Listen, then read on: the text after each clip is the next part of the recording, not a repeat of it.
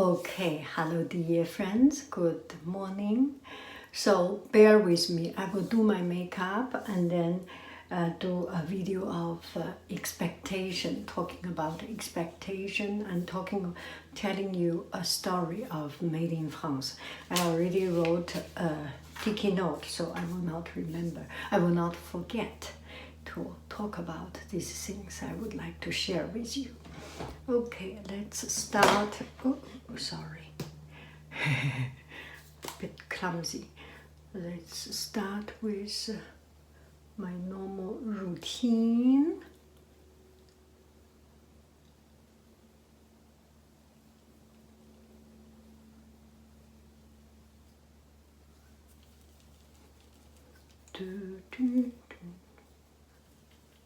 It takes some time. Please excuse me if you are in a rush.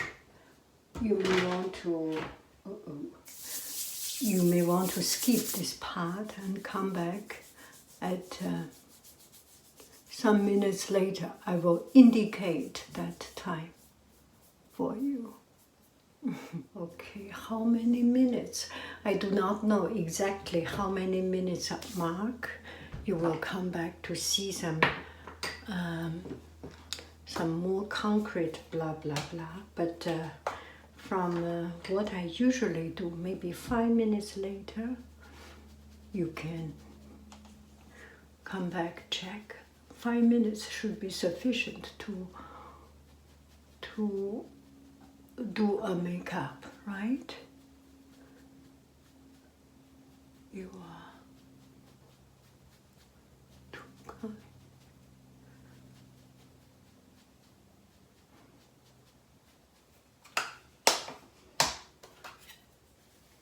Since I'm in a rush, I can feel the way I do the powder.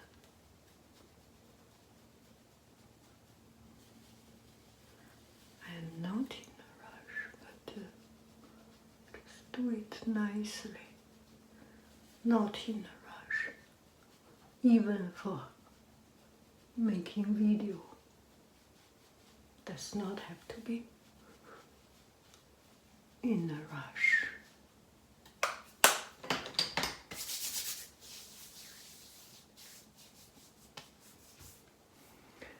No need to be in a rush.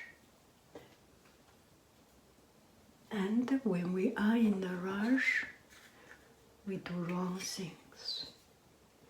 We make things bad. And we are not in a rush. We make right things. We make better things. Because when we are in a rush, we cannot focus on the result. We focus on rush it through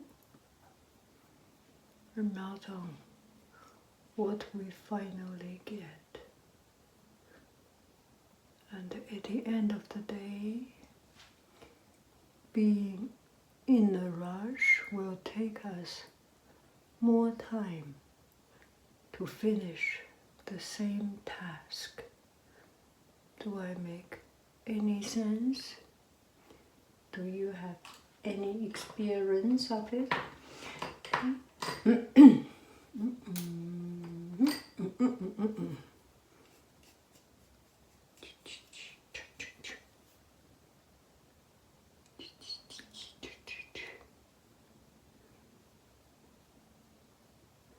The other day I finished my makeup and I didn't wear glasses, so I could not see myself very clear. And when I am done, I look up the video later on. Gosh, that is not a very pleasant sight. So maybe today I will wear glasses to check out out again to make sure it's less unpleasant.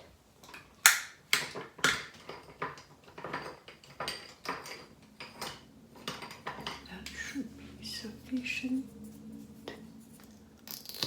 This is not so good. Let me work on it a little bit first.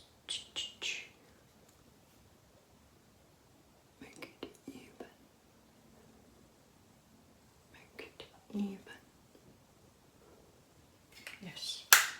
How many minutes? 4 minutes we are. Whoo-hoo.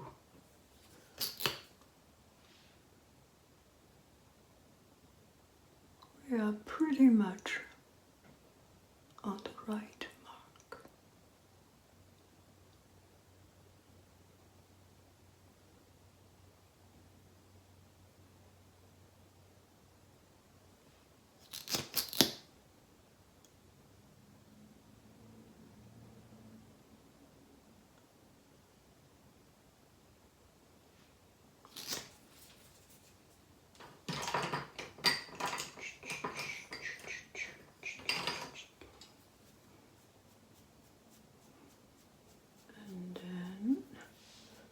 Clean up a little bit.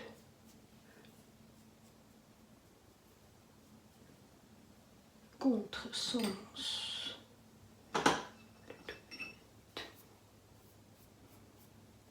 What I see and what you see is different. I am seeing at mirror and you are seeing just in front of the camera or the cell phone, so you see actually clearer than me.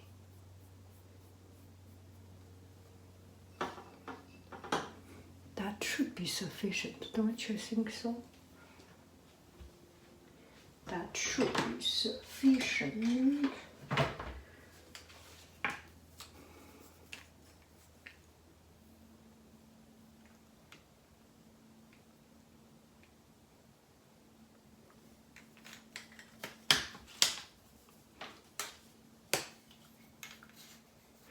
Let me quickly finish it.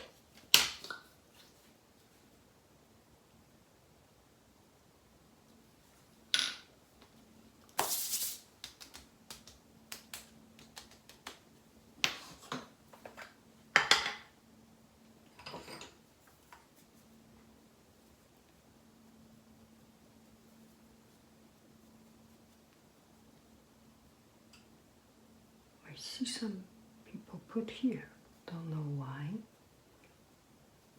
A lot of things you can never understand why,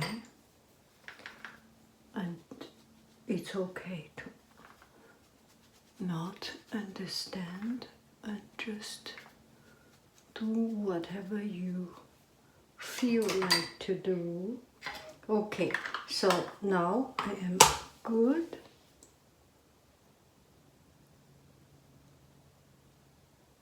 To do the blah blah blah. So first I got one friend said, every time Hai-Ying you say hello dear friends, I feel you are talking to me. Hello dear friends, I feel you are talking to me. And the truth is that if you hear that hello dear friend and you feel it's talking to you, then it is talking to you. And our language has intention, but the intention does not work if the receiver do not have the same intention. And all what we talk about only touch the people who is ready to listen to what we are talking about. So that brings to the second thing about expectation. Oftentimes we prepare ourselves, we get ourselves ready for this and that, and the result may not be the same as what we expected. And there are many kind of incidents happen, and I will say some I feel in my daily life, one thing is that, for example, in my work, I prepare my class, I prepare the material coming to the class, and get myself prepared for that particular unit, for that particular lesson, for that particular academic goal. And the student just did not like it, and the class turned out not so good and not as I expected. And there was one time we had a development discussion with other colleagues. One of the colleagues mentioned, one of the worst things is that you prepared yourself everything to the class, for the class, and it turns out did not work well. So I understood, and that guy, that teacher, became a principal. That was 10, 15, 20 years ago. He mentioned about it, and now he's a principal. Nothing about his job title, but just to let you know a little bit more, to make that person more full, more a real person. And I'm not making it up. So what we prepare our something and what we expect may not necessarily be what other people want. And do not be hurt of this situation. Yes, I was hurt. And if I prepare myself and still not get the good result, still I will be hurt. But the feeling of getting hurt is the motivation for us to improve ourselves, to get ourselves better, and to solve the problem. Every day we have problem, and there are purposes for our problem, because it makes us more thoughtful, more conscious, conscientious, more rounded, so that we will think about things in different light. It's okay to be disappointed because your expectation not met.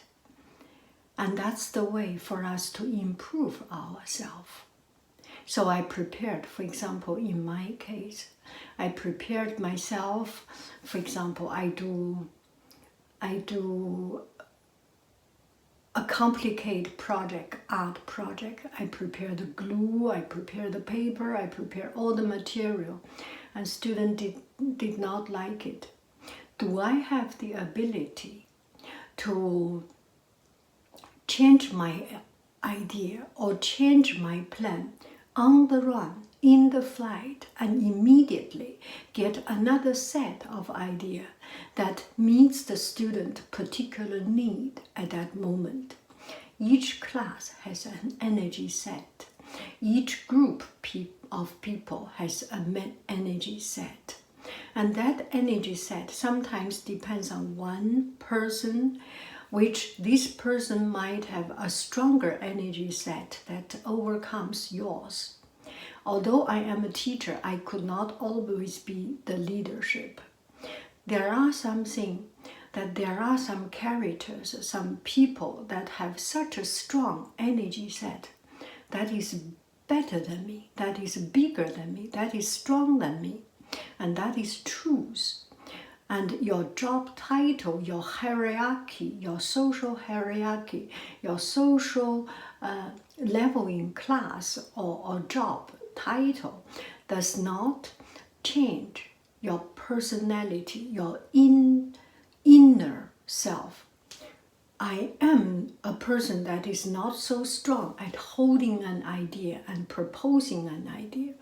And there are people who has a strong will to have an idea and to build up that idea and to establish something.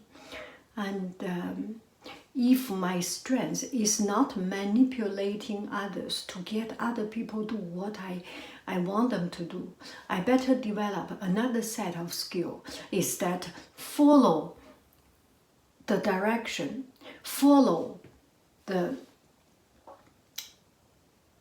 the turned around, the twisted direction, turn that direction and follow that route and bring it back to my goal. So here is my goal and here is my method of doing it directly. And students find the zigzag idea. But my goal and my ultimate goal is to bring all this zigzag idea while I follow those zigzag idea and reach to my final goal. And by doing something one way, linear, directional to my direction, they may have less experience of learning something wrong, learning something new, learning something unexpected. But by following their route, maybe they will have a better experience. So the ability for you and for I, for me, for everybody, is to develop your skill set. Ourself is like a toolbox. Our intelligence, our skill, our ability is like a skill box. Sometimes we plan our goal with one set of tool or with one tool, screwdriver. And we may need other tools to finish that. We may need to brainstorming, it's such an empty word, to think out of the box. We may need to try to destroy something. We may need to create something that is not directly leading to the goal, but solving some small problem. We may need discussion, we may need argument. All these are our ability, our skill, in our skill set. So we want to develop ourselves a better skill set or a more flexible mindset, a more adaptive mindset, so that we can pull out all the materials we need to reach our goal. So that is talking about me, myself, academically or work related. But in our life, it is the same thing. In our relationship, sometimes one thing does not work. Maybe you need to cool down and get away from it. That away from the problem set, maybe 1 day, 1 week, 1 month, 1 year, or however it will take. I am not a fighting person. I am not good at fighting. And this is why also in the street there are people talking something very bad about me. You remember the other day I was talking, one lady in the Jeep talking, go back to your China, go back to your China. So there is one thing that I am not good at, is to counterattack, to fight back. My way of fighting back is to protect my dignity. I believe, nobody will trust a crazy, irrational person than a person who is cool and calm and rational. So this is my defense. My defense is this way. That a little bit off the topic, but I am not a fighting person. When I see problem, I let problem sit, and that is usually my way of solving problem. And give room, give space to problem. Let the problem cure itself, the first goal. Or let the problem mature enough to become something more concrete so that I can solve. For example, kids get frustrated with one math problem. and I let the kid get frustrated from that problem for a few minutes or for some time, and I do still patiently doing the same problem. And by doing the same kind of problem, I can understand what is the root of the problem. He did not or she did not understand a calculation method, arithmetic, or she's just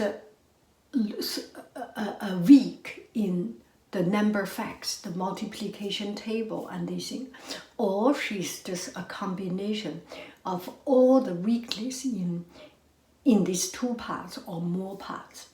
So I give problem time to solve, to settle. Come back to our expectation. So in our life, you prepare yourself, and people do not want you. You feel disappointed. You feel disrespected. And take it easy. What else can I say? Do not take it too serious. Just think the other person is not purposely hurt you. And he has other plans. You plan a sleepover, you plan a dinner out, and then suddenly something happened. Maybe his boss asked him to do something, maybe his kids just got into trouble and called by the principal, which happened all the time. Yeah. And just do not think about all those details. Focus on what I can do to improve myself, to improve the situation. I prepared myself and my room is clean, waiting for someone to come, and this person did not come. Oh my God. It's my palace. It's my palace. I am the queen in my palace and in my glorious isolation. In my most glorious isolation, and enjoy everything I have prepared for myself. When you change that mindset, it becomes easier to accept something that is not acceptable. Let me see myself, my makeup.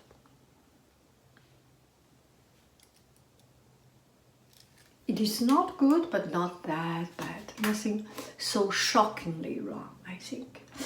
And prepare yourself with different skill set and different arrangement. Have a plan B. If plan A did not work, plan B will work. And sometimes you prepare yourself, go to work, and only arrive to your workplace, find that particular hour does not need you. Go to have a cup of coffee. Think about some philosophical question. Think about something fun and interesting. Go to coffee shop, people watch, go to supermarket, go to buy something fun, or just walk, just look at something. Enjoy that moment that you usually could not have, but suddenly have. Tuesday morning, you were supposed to work 4 hours. Tuesday morning, you go to work. You are supposed to work 6 hours, but your hour is deducted to 2 hours, and you have 6 hours. So you have 4 hours idle time. Of course, there is a loss that you cannot make that much money, and there is a loss that you are not wanted for 6 hours, and you are wanted only for 2 hours. And 2/3 of your value was diminished just by not being wanted. If you think about the negative part, you cannot recover and you will be very negative. Think about the positive part. Tuesday, I have never been able to go out when it is not weekend to enjoy sunshine, enjoy shops with less people, enjoy streets with less traffic, enjoy a coffee shop that I always want to go, but never been able to find the parking. Now I can park right in front of that coffee shop. Think about something that make you happy and do something that diverts your interest from stuck into a narrow corner and think about that thing into thinking about something and doing about something more enjoyable. Do I make any sense on that part? You prepare your something, your work, and your expectation. Another thing about our expectation or ambition, we want to become a full A student, and you prepare yourself so much before the examination. And at the end of the day, when the test scored, checked by the teacher, you get a B or C. And it's so unfair, you feel. One thing the teacher's goal is to make your life miserable. This is a fact. This is given, okay, for some teacher. On the other hand, just think, there must be something I am missing. There must be something that I lack. I lack a certain part of knowledge. I lack a certain part of effort. I am not there. And the test is telling me the truth that I'm not perfect. Accept the fact and read more, prepare more, and get yourself better in the next test.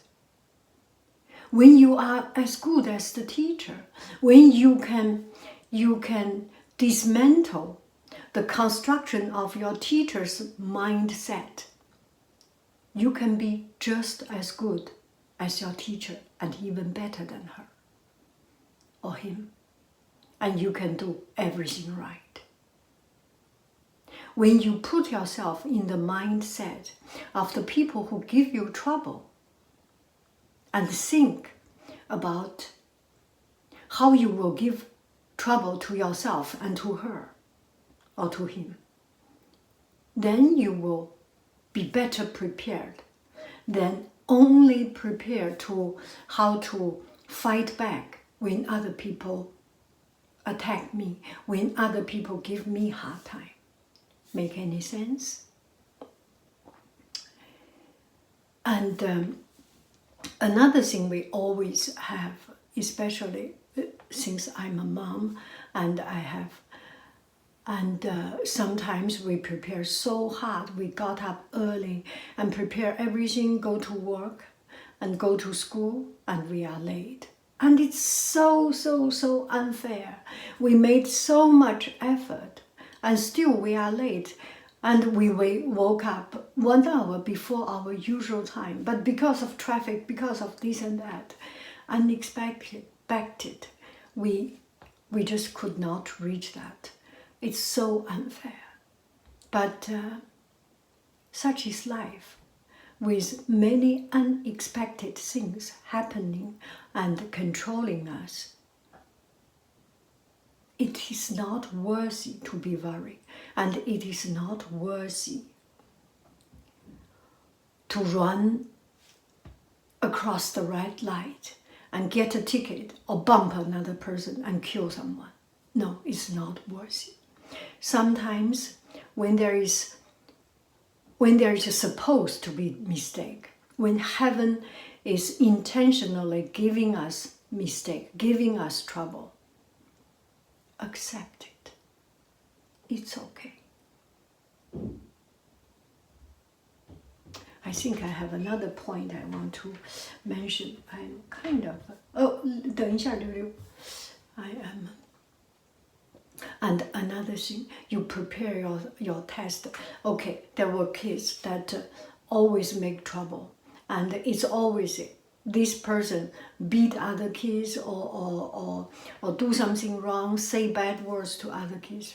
And the teacher talked to him, and he tried to correct himself. He woke up and he decided to be a good kid. And just in one incident, and it's actually they got into fighting with others, and the other kids actually beat him or attacked him. And he was accused of doing the wrong thing. How, that feeling, that being mistreated and being wrongly accused.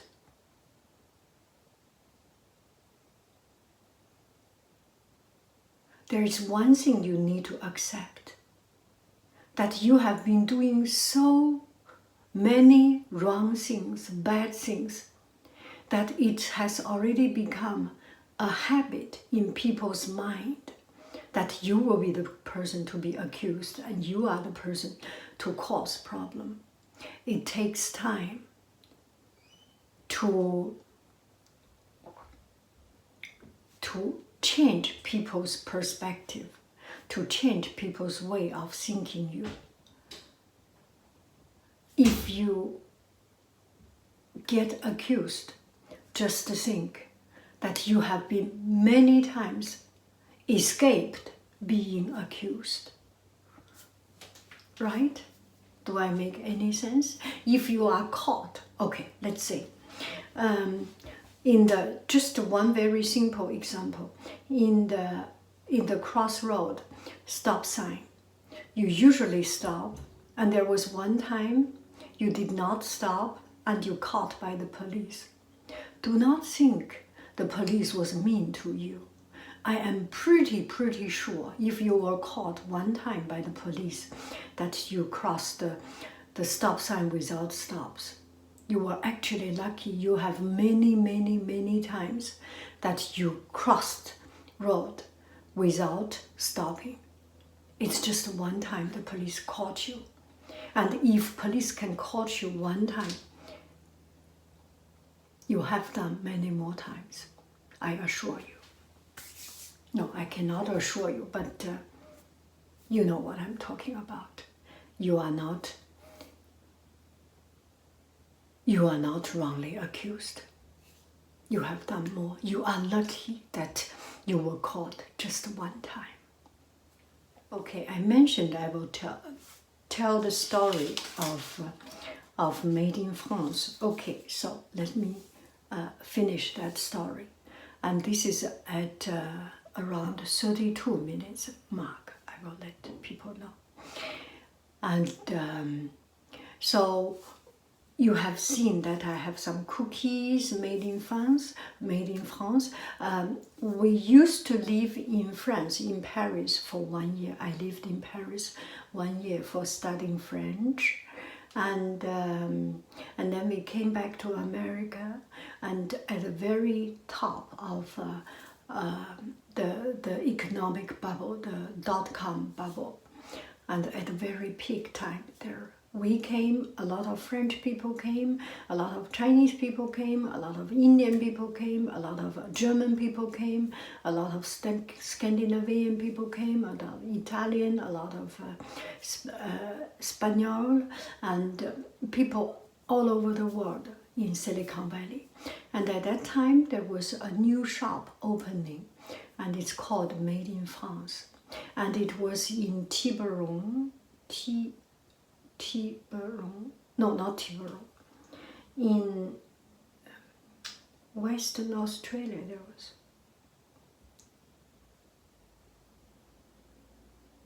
Bismarck. There was, I forgot the place. It's in near San Francisco, an industrial area, and it's a warehouse. So every weekend or every other weekend, I don't know why we have why we needed that much of these fancy French products.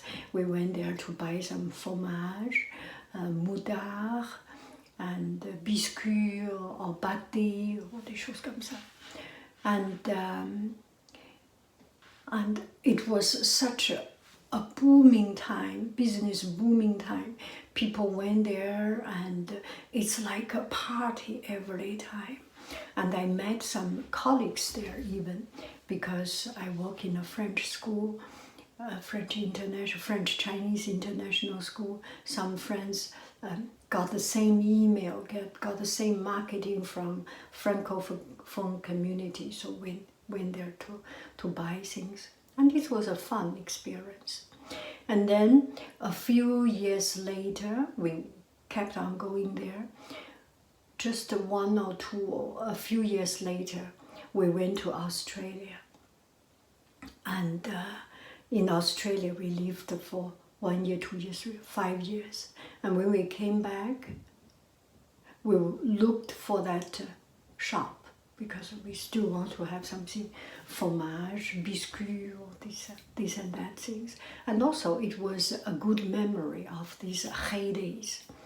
And we went there, we could not find, and we checked other people, and they say that shop disappeared, went bankrupt, because of suddenly, they used to have a lot of demand, and suddenly people are not buying. So now they changed direction into a teeny tiny small shop in San Mateo, very small, kind of.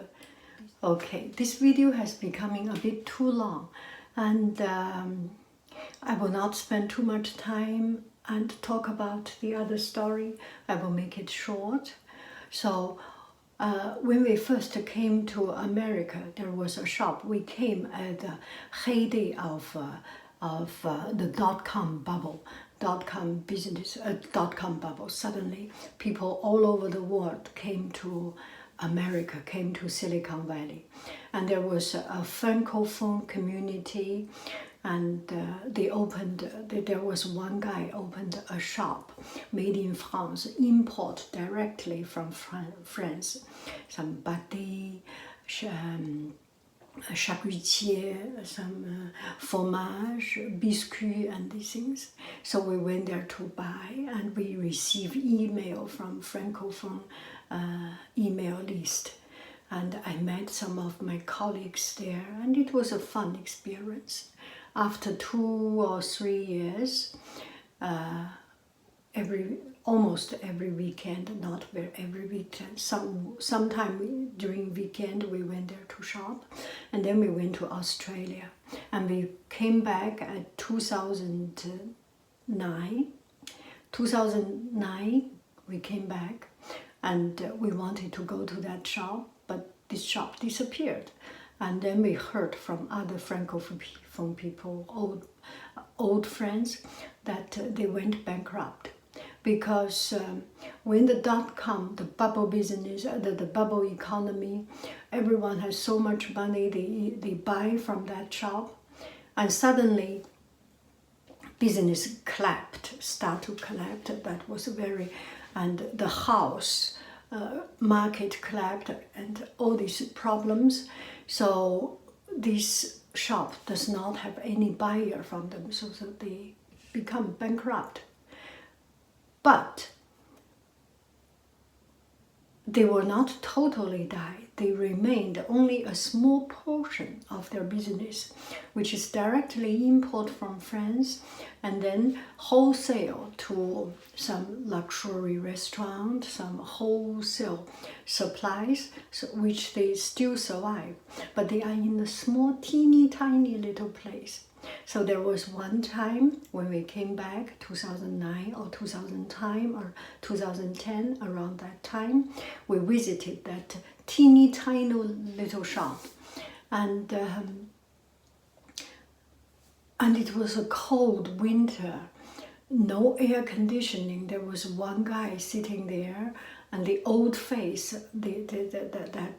we still remember him. and he told us because of the business, the economy change, so they became a direct sale, actually, direct sale to wholesale market. And they open up once in a month or sometime, open up still to let people, if people want something, particularly French made, came to there to buy. We bought some moudar, some fromage and something. And it was really a very, very sad experience just to think. Used to be such a booming and becoming like that. But now they are starting to recover itself a little bit, and it becomes, I think, every day open. More and more restaurants and more wholesale came to them to buy, and they establish kind of a small wholesale business, which opens window to individual buyers.